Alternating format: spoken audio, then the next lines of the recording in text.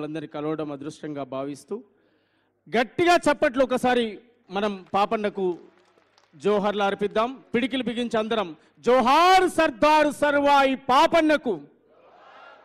పిడికిలు అందరు చేయెత్తాలి.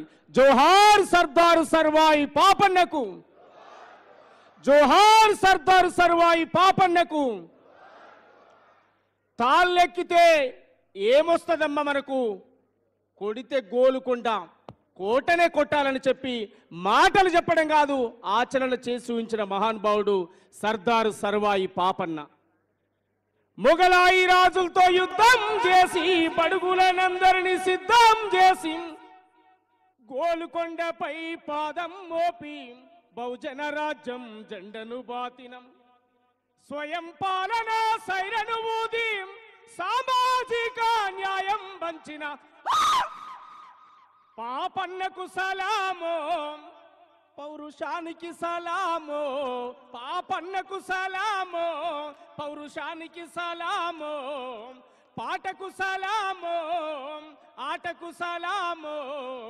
బాటకు సలామో, ఉద్యమ బాటకు సలామో. నేలకు సలామో, తెలంగాణకు సలామో. ప్రజల కోసం ప్రాణమిచ్చిన వీరులకు సలామో, వీరవనితలకు సలామో. పాటకు సలామో, ఆటకు సలామో. మాటకు సలామో, ఉద్యమ బాటకు సలామో.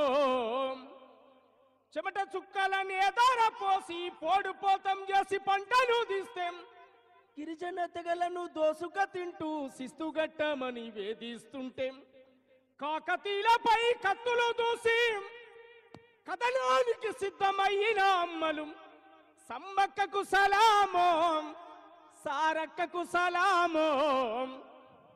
అమ్మలక్కలను ఏకం చేసి రోకలి బండలు చేతుల బట్టి దొరభూస్వాములకెదురుగా నిలిచి భూమి భుక్తికై పోరును నడిపిన ఆత్మగౌరవ పోరాటానికి ఆయుధమెత్తిన వీరవనిత మన అమ్మకు సలామో, ఐలమ్మకు సలామో.